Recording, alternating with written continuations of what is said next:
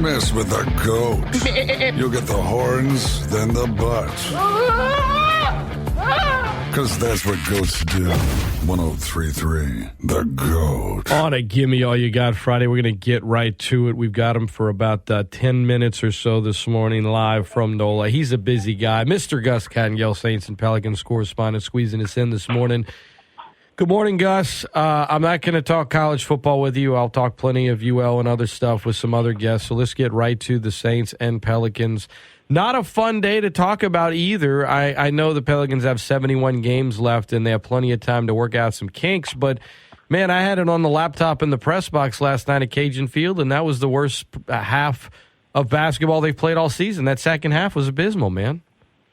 That was brutal, dude. And, it's funny.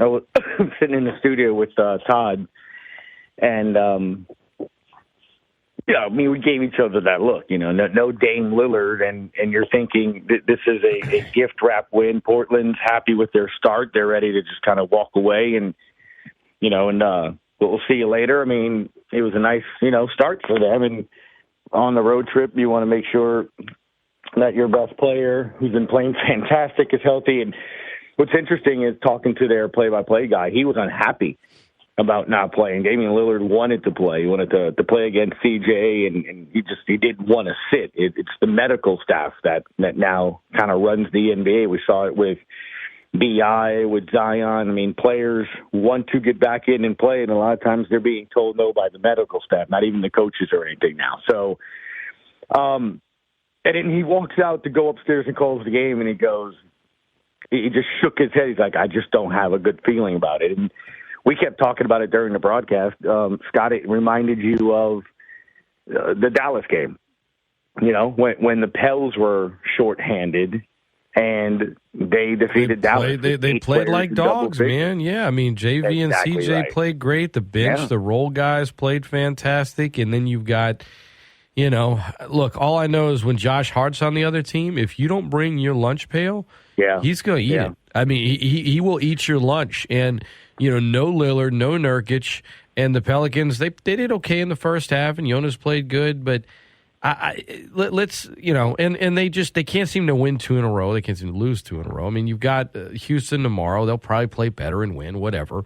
But it's little things, little kinks you're trying to work out. And I know C.J. McCollum, when he was in Portland, was not the facilitator, and when he got to New Orleans – and I've heard him. I listened to his podcast. He's talked about, no, I've never been asked to be, but I like it. I can do it. Gus, I'm not sure I like it. I know that from a traditional point guard standpoint, it's as far as your starters go, it's a little different. But he as far as kind of getting him going offensively in his shooting, in rhythm, playing off of Zion, hitting some shots that way,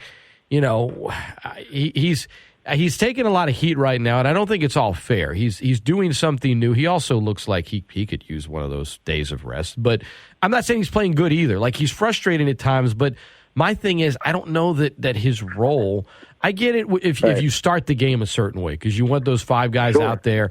But once you start getting into your rotations and mixing it up, I don't know that he should be the facilitator outside of – maybe when you have your starting five out there to start the game and kind of just get a feel for what your opponent's doing. Am I off base with this take?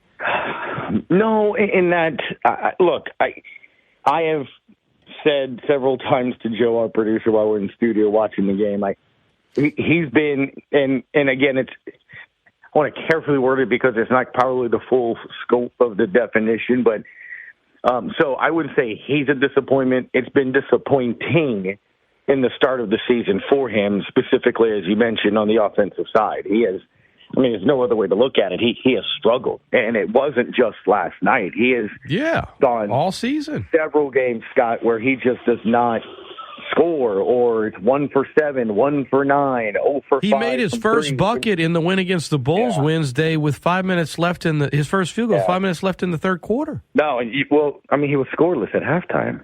And it wasn't like he wasn't shooting. I mean, he was 0 of 8. No, and that's the thing. Look, if we're going to, and I know what I'm saying here, but what I'm saying is if we're going to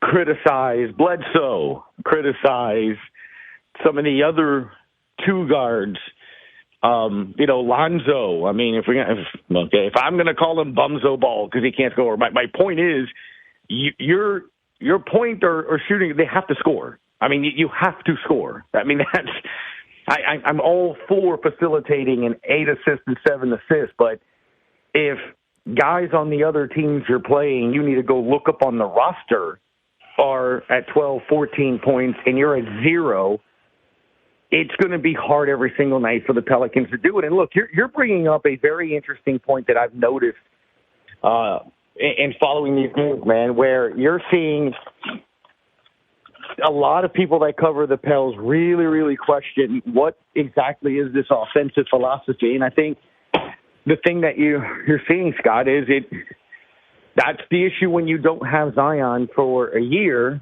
Not that it's even anything to do with his game, is now you have to have that reacclimation as to, what he does and how you use him and how he works everybody else. And I don't know if that's an issue or that's something that is making it a troubling fight, because it doesn't make any sense because we've seen it work. So I'm not in the blow it all down, tear it all down. Of course not. There's 71 games left, and they're working out the kinks. Right. I get it. Right. I think now. I look at it like this. Yeah. Well, what I was going to say is, last night I'm just using my eyes. Right. I'm just using my eyes. Slow on the steps to defend left and right. Slow to get an offensive rebound, defensive rebound, dribbling off of your legs, and you look like a fatigued team. And I understand. I mean, I had a caller yesterday. They get paid billions. Dude, I hear you. They're also human. And what I mean by that is, the human body can only do so much. You need sleep. You need rest. They had played the most road games of the season heading into last night. 8 of 11. They had played the most road games. Scott, yeah.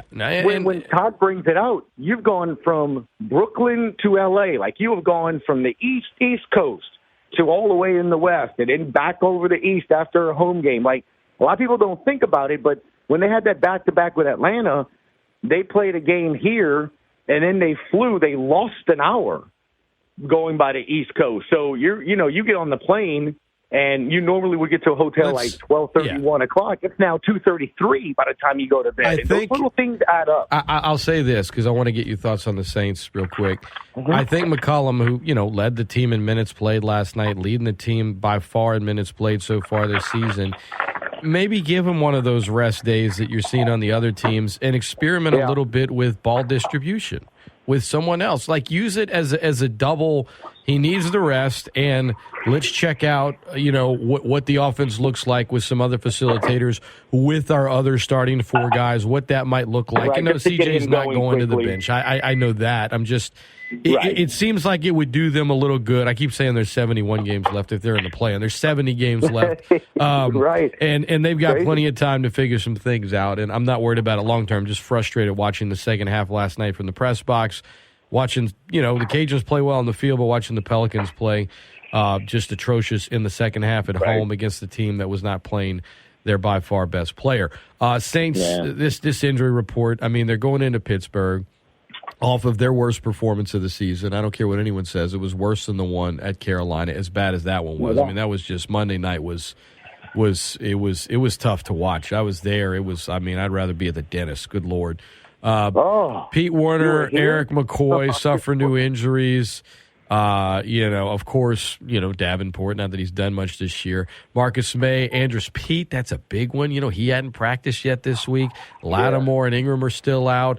Obviously Bradley Roby's on IR. Cam Jordan was added to the injury report. You got Ramczyk, Jarvis Landry all limited. And then you got the Steelers, who will get back TJ Watt, who, by the way, without him, they've won one game ever since he's been on the team without him.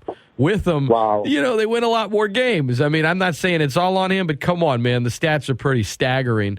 But it's just hard to, I told you on your show I didn't think the Saints would beat Baltimore. I also didn't expect that putrid of a performance because the O-line had been playing really well before that game. What are you anticipating Sunday against a Steelers team on the road for the Saints, on short rest, albeit, a Steelers team that has a worse record than the Saints right now.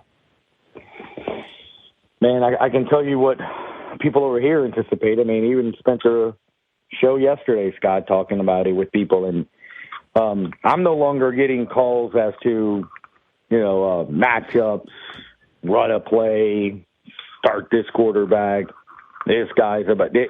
It's how are they rebuilding? I mean, these fan bases, or at least the ones that call my show, have moved on to, are we stopping at coach, the staff, or is it time for Mickey?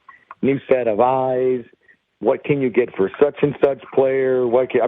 That's where we are. We're not even worried about Pittsburgh on Sunday because I don't think anybody. Dude, all I know is, and I saw Rod Walker yesterday walk into the Pels game, and I told him about his tweet earlier in the week in which he asked, fans, hey, how many wins do you see the Saints making or getting out of the final 8? And I mentioned it, started the show. First 2 phone calls, Scott, 0. I mean, 0. Zero.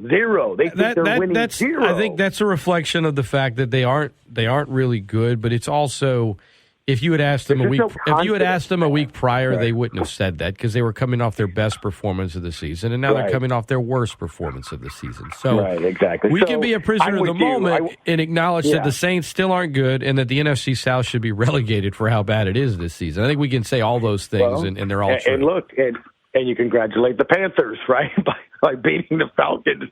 I mean, the level of football, and here's the thing, dude, it's not just wins and losses. I had that game up on my laptop yesterday during the Pels game, and, I mean, that was putrid. I mean, you got Mariota throwing a foot. I didn't see. I just saw on social media that people were like, the meme of like the Clockwork Orange, like someone forcing you to watch it with their eyes open to like torture you. Dude, it was.